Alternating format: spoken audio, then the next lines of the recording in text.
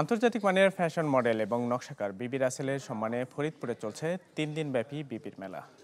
অম্বিকা ময়দানে বৃহস্পতিবার বিকেলে শুরু হওয়া এই মেলা শেষ হবে শনিবার। আয়োজকরা জানান, বাংলাদেশের ঐতিহ্যবাহী শৈল্পিক কাজগুলোকে বিশ্বের কাছে তুলে ধরতেই এই আয়োজন। বিবি গামছার শাড়ি, ফরিদপুরের নকশি কাঁথা, রাজশাহীর সিল্ক, মৃৎশিল্প, লাইব্রেরি সহ রয়েছে গ্রামীণ ঐতিহ্যের সবকিছুই। বাংলার লোকজ শিল্পের বিখ্যাত শিল্পী বিবি রাসেলের নামে আয়োজন করা হয় এই মেলার, যেখানে অংশ নিয়েছেন ফরিদপুর সহ দেশের 30 জেলার উদ্যোক্তারা।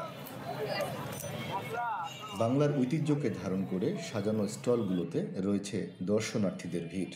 কেউ ঘুরে ঘুরে দেখছেন, কেনাকাটাও করছেন অনেকেই। দেশীয় পণ্যের প্রসার, নতুন উদ্যোক্তা সৃষ্টি এবং তরুণ উদ্যোক্তাদের আগ্রহী করতে অম্বিকা ময়দানে হাজির হন বিবি রাসেল নিজেও।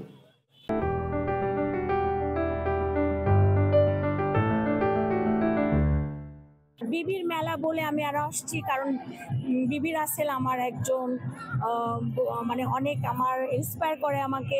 তার একটা আন্তর্জাতিক বলয়ে তার যেমন একটা শ্রেষ্ঠত্ব আছে, বিশেষ করে হ্যান্ডলুম ইন্ডাস্ট্রিকে তুলে ধরা, বাংলাদেশের হ্যান্ডলুমকে তুলে ধরা। স্টলে অনেক লোকজন আসছে, ভিড় করছে, বেচাকেনা হচ্ছে। উদ্যোক্তারা জানালেন, দেশীয় শিল্পের প্রসারে উৎসাহ দিবে এই মেলা, যেখানে উদ্যোক্তাদের দরকার ব্যাংক ঋণ সহ সরকারের পৃষ্ঠপোষকতা। আমাদের ঐতিহ্য এবং সংস্কৃতিকে বাঁচিয়ে রাখা এবং আমাদের এই সংস্কৃতিটাকে সামনের প্রজন্মকে ইনহেরিট করার একটা ইচ্ছা নিয়ে, আমাদের ইচ্ছা এবং লক্ষ্য নিয়ে আমরা নেমেছি, যেন আমাদের শিল্পী বাঁচে, আমাদের তাঁতি বাঁচে। বৃহস্পতিবার শুরু হওয়া মেলার শেষ দিন শনিবার।